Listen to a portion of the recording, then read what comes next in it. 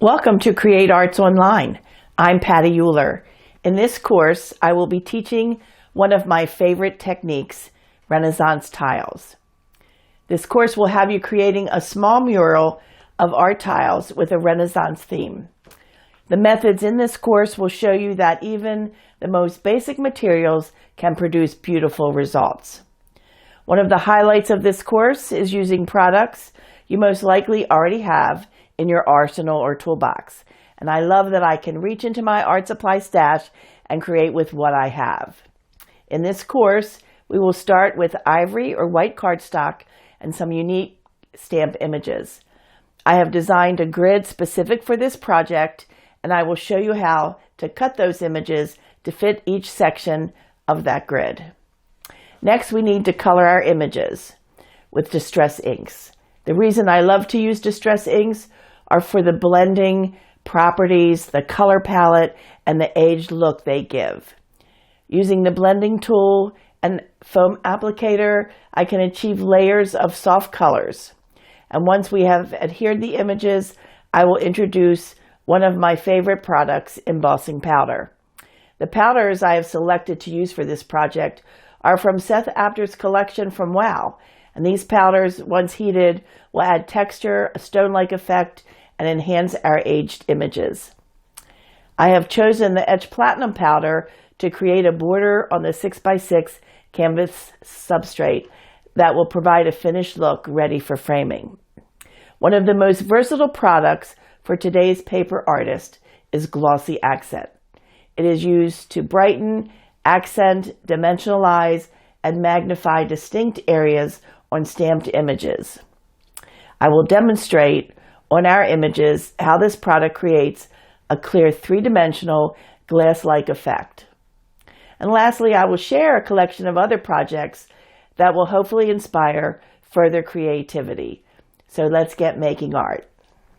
Patti, thank you so much for coming to Create Arts Online and bringing this really special course and something that is so easy to produce, yet gives you these incredible results. It's good to be here, Tammy. And that's one of the reasons that I really like this course. For that reason is that you don't need a lot of new materials to be able to create something that's really pretty. Yes, and as you can see here, the materials are pretty slim, but let's talk about some of the important parts of it. When you are stamping the images, you can take a large stamp and find different parts of it to use in these little squares? Yes, and that's what, as I was designing this course, I went through my stamped images and I started looking at things with new eyes because there's faces, there's flowers, there's all kinds of different texture that bring back that Renaissance era that can give you some really beautiful results. So I would encourage everybody in this particular course to go ahead and look through their stamps and look at them with new eyes. And even if only you have a few stamps, there's a lot of images that can come out of just a few stamps. I saw you use different portions of just a couple stamps on some of these. Exactly. So one stamp can produce 4 or 5 images. And then on top of it, you do have a couple really special products that are part of this that really create a beautiful effect, and that's the distress inks. Yes, and they are really one of my favorites because of the way that the ink is developed and designed. They're made to blend. So you can get a really soft old world effect by using a few different colors of ink. The other piece of this is going back to basics with embossing powders. A long time ago. I know, and you know what? The whole thing with embossing powders is that people who first started stamping, when you're a beginner stamper, the embossing powders provided the wow factor.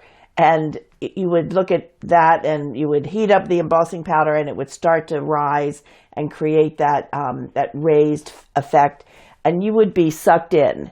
Now, for those of you who haven't stamped, embossing powders are a great way to add an additional texture to your piece. Oh, and someone that had never seen embossing powder be used, I almost said, wow, really loud while we were filming. So yes, there is definitely an immediate gratification in watching it go from powder to these textured effects.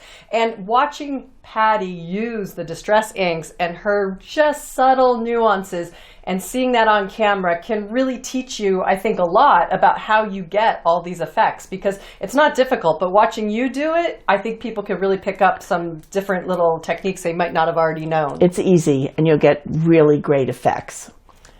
So one more thing that I would like to talk about is the glossy accent. Yes. And glossy accent is a very versatile product, and I think it should be in everybody's arsenal.